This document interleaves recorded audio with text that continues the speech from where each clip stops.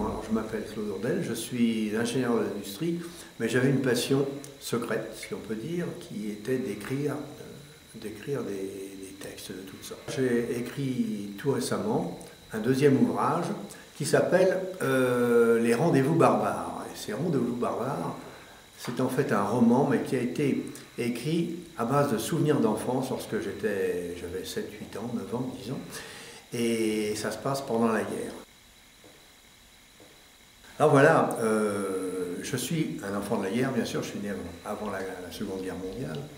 Et ce livre retrace mes souvenirs entre la nuit du 4 au 5 mars 1942 et le 8 mai 1945, date bien sûr de l'armistice, la fin de la guerre.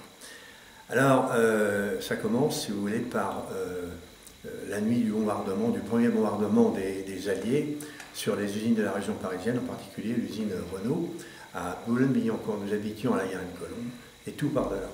Alors, à un moment donné, mes parents ont décidé de m'envoyer à la campagne, comme le faisaient beaucoup de parents à l'époque.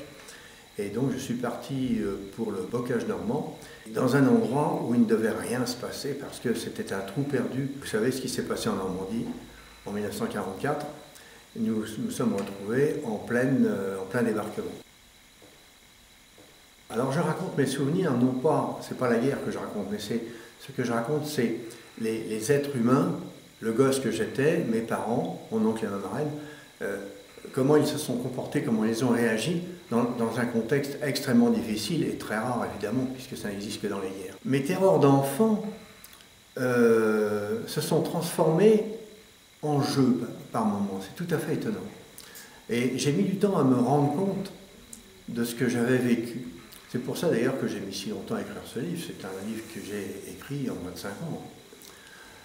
Il a fallu d'abord prendre conscience que j'avais vécu des aventures extraordinaires et ensuite les écrire.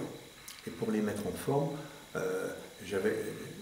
c'est le problème de tout écrivain, je pense qu'il faut chercher la bonne forme qui corresponde pour obtenir une meilleure audience auprès du public. Alors j'ai choisi le roman, plutôt que de raconter l'histoire, et je ne raconte surtout pas la guerre. Ça se passe sur fond de guerre, bien évidemment, mais je ne raconte pas la guerre. Je raconte les gens.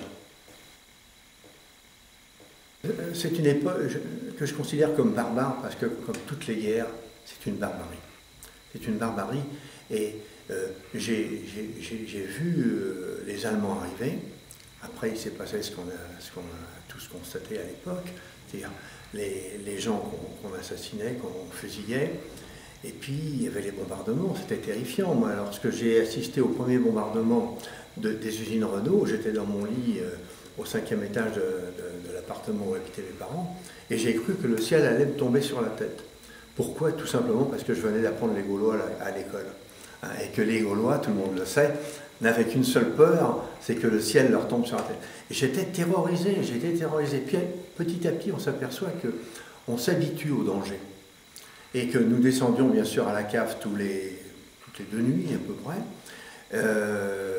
Et on finissait par, je dirais, considérer ça presque comme un jeu. On descendait à la cave. Et à la cave, qu'est-ce qu'on faisait? On jouait aux cartes, on discutait, on riait. Mais il a fallu un certain temps pour s'habituer. Puis un beau jour, je suis parti à la campagne. Et là, c'est vraiment autre chose. Je dis qu'il ne faut jamais baisser les bras et toujours faire face. Toujours faire face et serrer les poings. Dans les pires conditions, dans les pires situations, il faut toujours faire face. Et le meilleur moyen, justement, pour se sortir de telles situations, c'est précisément de lutter et de faire face. Sinon, il n'y a pas de place pour se plaindre, si vous voulez. Moi, vous voyez, maintenant, j'en suis arrivé quand même assez tard dans la vie, hein, mais j'ai gardé une force extraordinaire. J'ai gardé une force extraordinaire qui me permet d'affronter tous les risques de la vie avec une certaine philosophie. C'est très important. Très important.